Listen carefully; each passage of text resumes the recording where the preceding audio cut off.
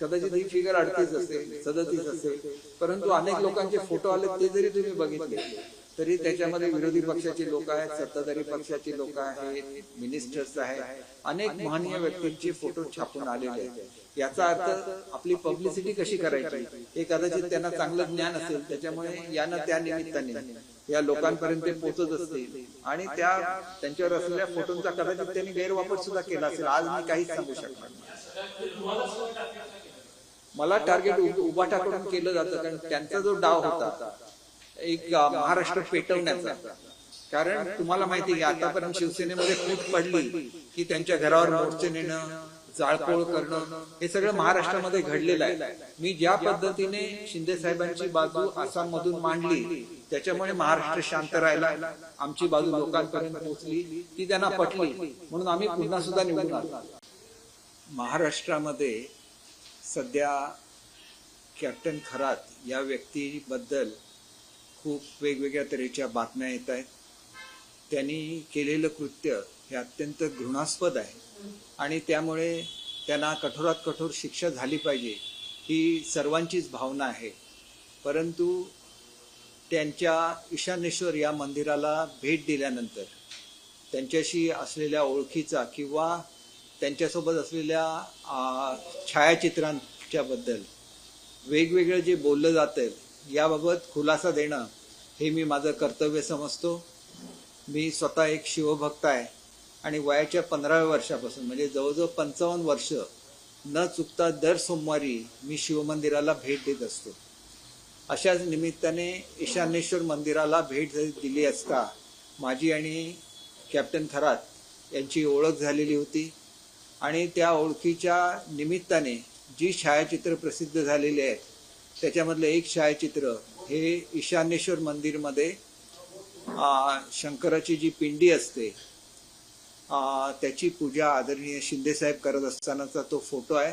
त्याच्यामध्ये शिंदे साहेबांच्या बरोबर मी उपस्थित असताना दिसत आहे। दुसरा जो फोटो दाखवला जातो हा फोटो हा ईशानेश्वर मंदिरामध्ये त्यांचं जे ऑफिस आहे ट्रस्टचं या ऑफिसमधला फोटो आहे आणि तिसरा जो फोटो आहे तो सिन्नर येथे जी कोऑपरेटिव्ह संस्था आहे त्यांचा सुवर्ण महोत्सव होता आणि त्याला मला पाहुणे म्हणून बोलवण्यात आले होते आणि त्या कार्यक्रमाला श्री खरात हे सुद्धा उपस्थित होते। तर त्यांच्यासोबत एक फोटो आहे आणि त्या फोटोमध्ये रुपाली चाकणकर या ज्या महिला आयोगाच्या अध्यक्ष आहेत त्या त्याच्यामध्ये दिसत आहेत। मला या निमित्ताने एवढंच सांगायचं आहे की ईशानेश्वर मंदिराच्या निमित्ताने माझी आणि कॅप्टन खरात यांची ओळख झालेली होती आणि त्या ओळखीमध्ये ईशानेश्वर मंदिराबद्दल किंवा शिवमंदिराबद्दल असलेल्या भक्तीची भावना जास्त आहे आणि त्याच्याच पोटी ती ओळख झालेली होती। त्यांच्या कुठल्याही कृत्यासंदर्भात कुठलीही माहिती ही मला कधीही नव्हती, जोपर्यंत त्यांना अटक झाली तोपर्यंत माहिती नव्हती आणि त्याच्यामुळे त्या मंदिराचे ट्रस्टचे अध्यक्ष म्हणून अनेक आमदार अनेक मंत्री हे त्यांना भेटलेले आहेत आणि अनेकांच्या सोबत त्यांचे फोटो प्रसिद्ध झालेले आहेत। परंतु ओळख असणं म्हणजे त्यांच्या कृत्यामध्ये सहभागी होणं असं बिलकुल नाही। कुठल्याही पोलीस स्टेशनला त्यांना वाचवण्यासाठी मी कधीही फोन केलेला नाही किंवा कुठल्याही महिलेची त्यांच्याशी मी ओळख करून दिलेली नाही आणि महिलांच्या संदर्भात एवढं घृणास्पद कृत्य त्यांनी कधी केलेलं असेल याची कोणतीही माहिती मला नाही आणि त्याच्यामुळे या प्रकरणाशी माझा संबंध जोडण्याचा प्रयत्न केला जातो, हा राजकीय द्वेषापोटी केला जातो आणि याच्यामध्ये विशेषतः उभाटाचे जे नेते आहेत हे आघाडीवर दिसतात। त्याच्यामध्ये संजय राऊत आहेत किंवा त्यांच्या महिला अध्यक्ष आहेत। तर त्यांचं हे करण्याचं कारण हे एकमेव कारण म्हणजे ज्यावेळेला शिवसेनेमध्ये संघर्ष घडला आणि ज्या वेळेला उभाटाच्या वतीने महाराष्ट्र पेटवण्यासाठी जागोजागी दंगली घडवून आणण्याचा प्रयत्न केला गेला त्याच्यामध्ये मी ज्या प्रकारे आदरणीय एकनाथ शिंदे साहेबांची बाजू ही महाराष्ट्रासमोर आणली त्याच्यामुळे त्यांचा हा प्रयत्न असफल झाला। महाराष्ट्राची जनता ही शिवसेनेबरोबर राहिली आणि मुख्य प्रवक्ता म्हणून मी जी केलेली कामगिरी होती त्याच्यामुळे जे लोक अशा तऱ्हेचा असंतोष महाराष्ट्रामध्ये घडून आणू पाहत होते त्याच्यामध्ये विशेषतः संजय राऊत होते आणि त्याच्यामुळे त्यांचा हा कट यशस्वी होऊ शकला नाही आणि या रागापोटी ते वेगवेगळी विधानं माझ्याबद्दल करत आहेत. कोणताही संशय जनतेमध्ये नसावा म्हणून मुद्दाम ही प्रेस कॉन्फरन्स घेत आहे. मी मध्यंतरी बाहेरगावी होतो, दुसऱ्या राज्यामध्ये होतो, त्याच्यामुळे प्रेस घेऊ शकलो नाही. परंतु मी अतिशय निर्विवादपणे सांगतो की याच्यामधल्या कुठल्याही गोष्टीचा माझा काडीमात्रही संबंध नाही. या झालेली घटना ही अत्यंत घृणास्पद आहे, त्याचा मी निषेध करतो आणि ह्या संबंधित व्यक्तीला जास्तीत जास्त कडक शिक्षा व्हावी अशी माझी ठाम भूमिका आहे.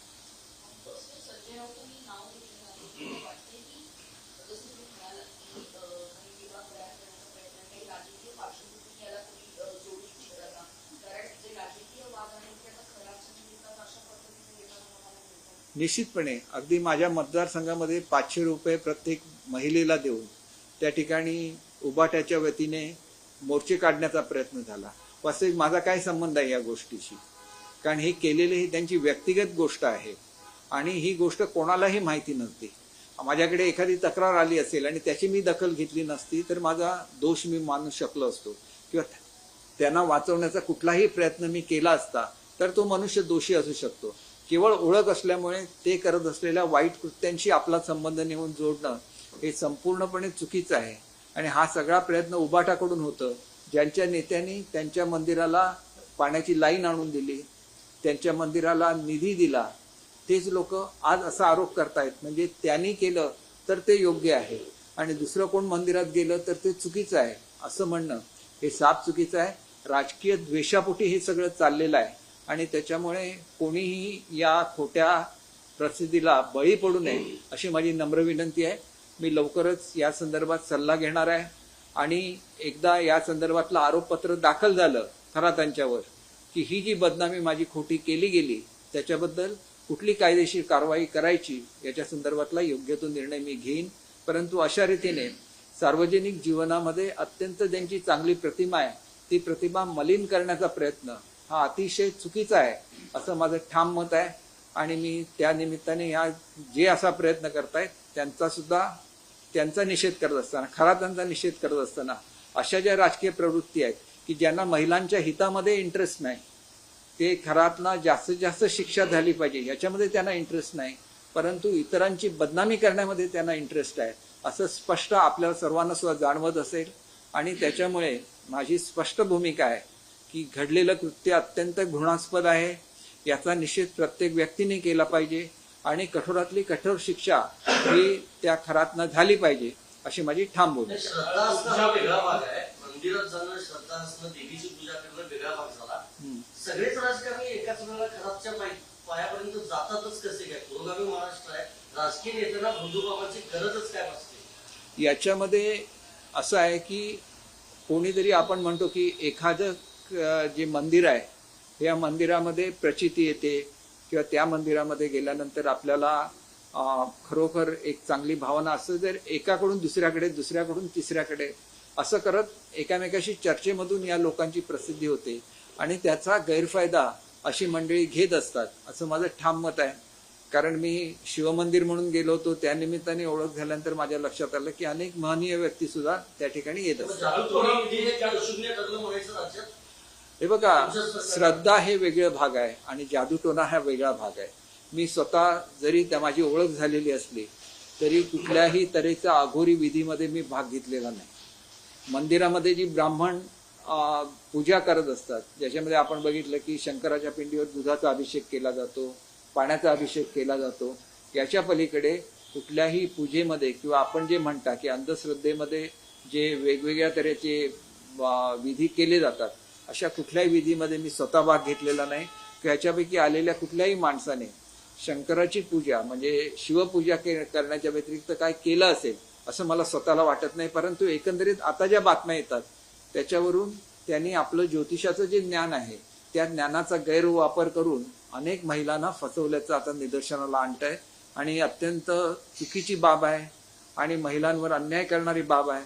तर त्यांना कठोर जर शासन झालं तर निश्चितपणे एक चांगला मेसेज हा संपूर्ण महाराष्ट्राला जाऊ शकेल.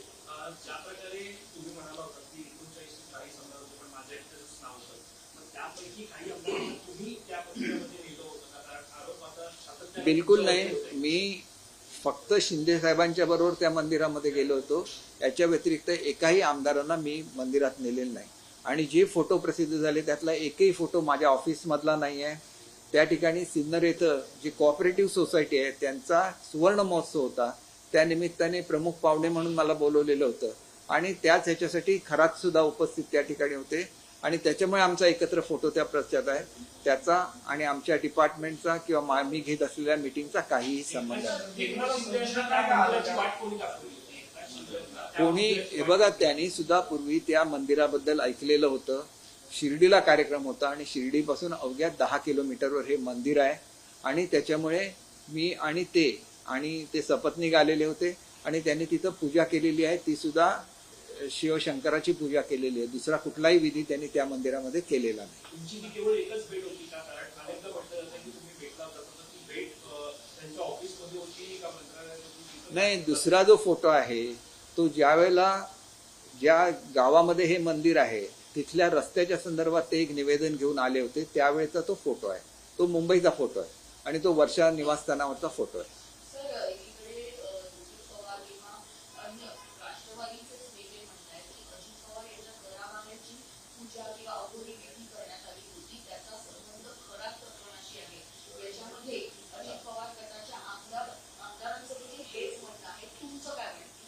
नाही, मला या संदर्भातली काहीच माहिती नाही की अशा तऱ्हेच्या अघोरी पूजा ते करत असतील. हे सुद्धा मला आजपर्यंत माहिती नव्हतं आणि त्याच्यामुळे असं जर काय माहिती असतं तर मुळात त्या मंदिरातच मी गेलो नसतो.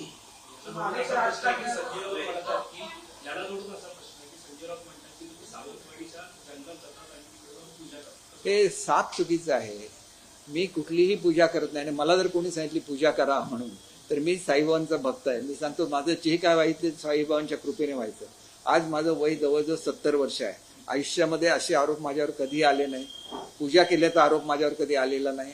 अघोरी कृत्य केल्याचा माझा आरोप कधी माझ्यावर आलेला नाही. हे सगळे जे प्रकार असतात हे ह्यांच्या मनामधले प्रकार आहेत. आणि आपल्याला माहिती आहे की काही वर्षापूर्वी संजय राऊत यांनी एका महिलेबरोबर कशा रीतीने बोलणं केलं याच्या क्लिप्स व्हायरल झालेल्या आहेत आणि किती खालच्या भाषेमध्ये ते महिलांच्या सोबत बोलतात हे सुद्धा महाराष्ट्राच्या जनतेने बघितलेलं आहे. आमच्यासारखी लोक जी महिलांचा आदर करतात, त्यांच्यासाठी नेहमी लढा द्यायला पुढे असतात, त्यांच्याबाबत असं काही बोलणं हे साफ चुकीचं आहे असं मला वाटतं. तो अनेक राजकारण्यांना संदेश द्यायचा, कॉलवरती त्यांना भेटायला या म्हणायचा. त्यानंतर अनेकदा तो असं देखील म्हणायचा की मंदिरात या, तुमच्यामध्ये काही दोष असेल तर तो देखील काढू. कधी तुम्हाला त्याने असे फोन केले किंवा कधी तुम्हाला या गोष्टीचा संशयच नाही आला की हा व्यक्ती असा असेल? मी आपल्याला सांगितलं की माझा दिवस हा साईबाबांच्या काकड आरतीने सुरू होतो आणि शेजारतीने माझा दिवस संपतो. रोज दिवसातला 1 तास हा मी अर्थात काही कामाचा वेळ फुकट घालवत नाही. पहाटे 6 वाजता माझी पहिली काकड आरती होते आणि रात्री 10:30 वाजता शेजारती होते. मी साईबाबांचा भक्त आहे आणि त्याच्यामुळे अशा तऱ्हेच्या कुठल्याही विधीमध्ये मी स्वतः विश्वास ठेवत नाही. तुमची श्रद्धा ही सगळ्यात मोठी असते आणि श्रद्धा तुम्हाला अनेक वाईट प्रसंगांमधून बाहेर काढते. त्याच्यामुळे हे जे काय राजकीय षडयंत्र संजय राऊत आणि त्यांच्या कंपनीने केलेलं आहे हे कुठल्याही परिस्थितीमध्ये यशस्वी होणार नाही याची मला 100% खात्री आहे. माझ्या घरामध्ये आजपर्यंत कधीही पूजा झालेली नाही आहे. माझ्या घरामध्ये फक्त स्वामी समर्थांच्या पादुका येतात त्याची पूजा होते किंवा ज्यावेळेला गुरुपौर्णिमा असते त्या दिवशी साईबाबांच्या पादुका माझ्या घरी येतात त्यांची फक्त आम्ही पूजा करतो. याच्या व्यतिरिक्त कुठलीही पूजा ही माझ्या घरी कधीही होत नाही. असं मला नेमकं आठवणार नाही, परंतु मी शिर्डीचा भक्त असल्यामुळे पूर्वीच्या काळामध्ये सिन्नरवरून शिर्डीला जायला लागायचं. त्यावेळेला ईशानेश्वर मंदिरमध्ये जाणं व्हायचं. आता समृद्धी महामार्ग झाल्यानंतर किमान वर्षभर तरी तिथं मी गेलो नसावं असं मला वाटतं.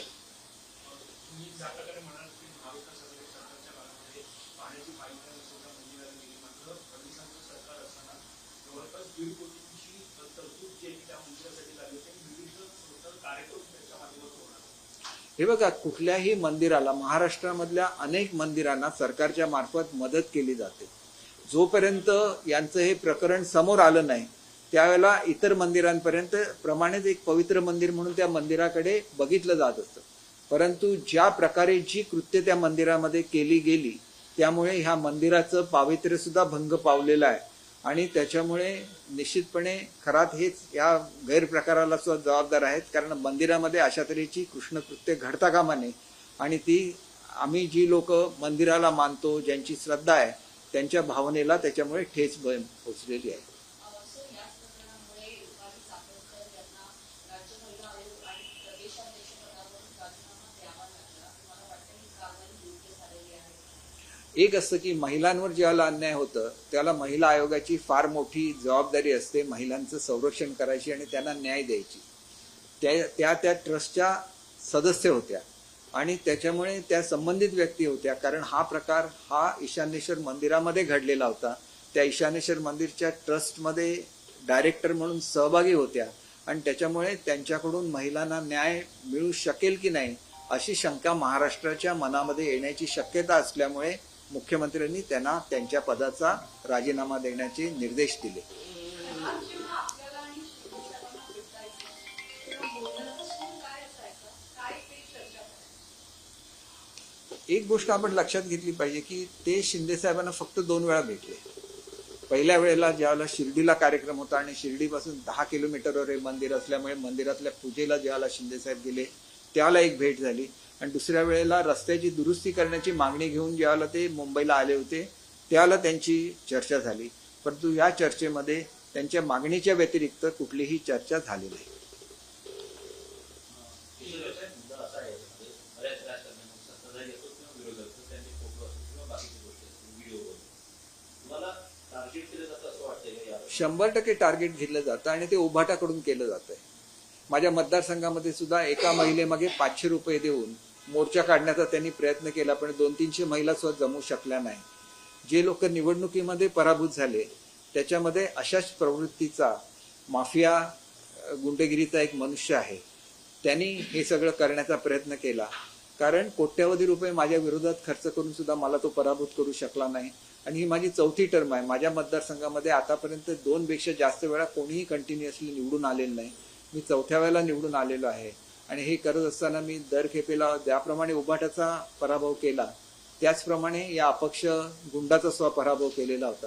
त्याच्यामुळे हा गुंड मनुष्य याच्याकडे भरपूर पैसे आहेत आणि ह्या पैशाचा वापर करून वेगवेगळ्या सोशल मीडियाना हाताशी धरून ही सगळी कृत्य तो करतो आणि त्याच्याचमुळे मी तुम्हाला सांगितलं की एकदा या संदर्भामधलं चार्जशीट फाईल झालं किंवा या लोकांवर काहीतरी कारवाई करायला लागतील नाहीतर हे असंच धजावत राहतील आणि लोकांची अशाच तऱ्हेने बदनामी करत राहतील.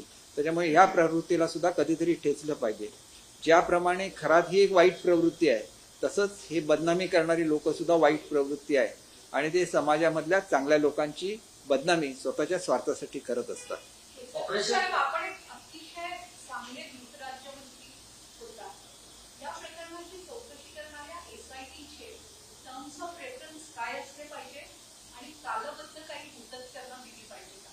मला असं वाटतं की SIT मध्ये ज्या ज्या लोकांनी खरातना मदत केली असेल त्यांना सुद्धा या प्रकरणामध्ये त्यांची नावं जनतेच्या समोर आली पाहिजे. त्यांना सुद्धा शिक्षा झाली पाहिजे. त्यांनी जर प्रयत्न केले कोणी मदत केली असेल तर एकट्यानेच त्यांनी ही कृत्य केलेली असेल तर त्याला त्या ठिकाणी शिक्षा होत असतानाच असे प्रकार पुढच्या काळामध्ये घडू नयेत याच्यासाठी काय करता येईल हे सुद्धा ठरवायला लागेल. कारण आमच्यासारखी लोक ज्या वेळेला मंदिरात जायची त्यावेळेला हे प्रकरण उघड झालेलं नव्हतं. उघड झालं असतं तर पोलिसांनीच आम्हाला सल्ला दिला असता की या मंदिरामध्ये जाऊ नका. परंतु याचा अर्थ पोलिसांना सुद्धा या गोष्टीची कल्पना नव्हती.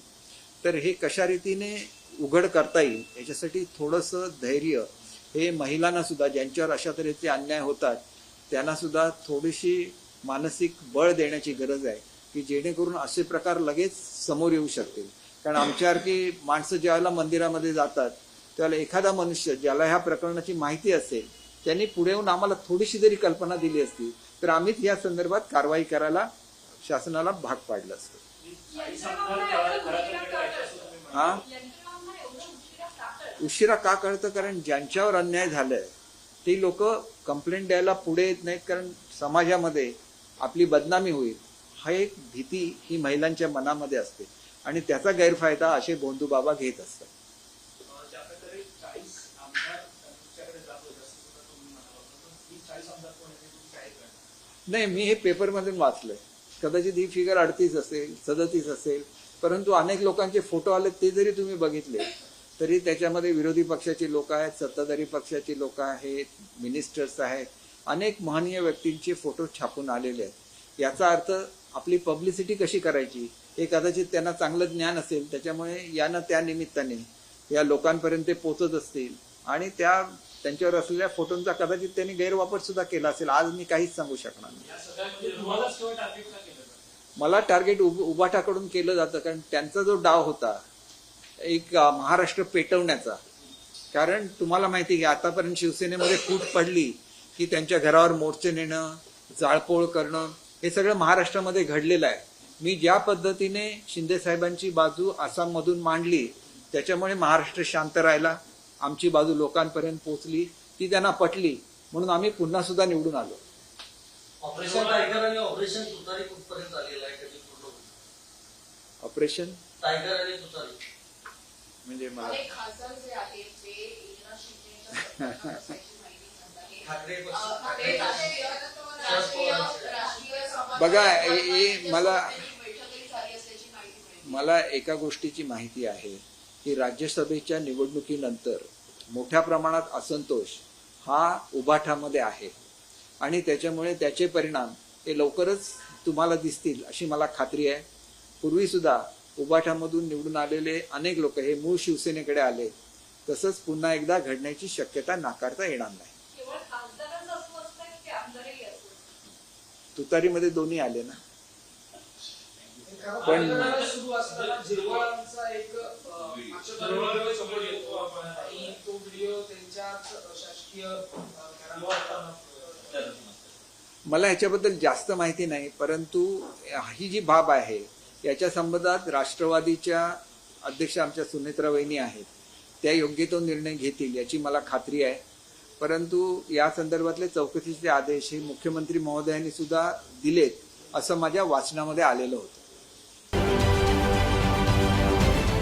महाराष्ट्रातील सर्व बातम्यांचे विश्वासार्ह व्यासपीठ,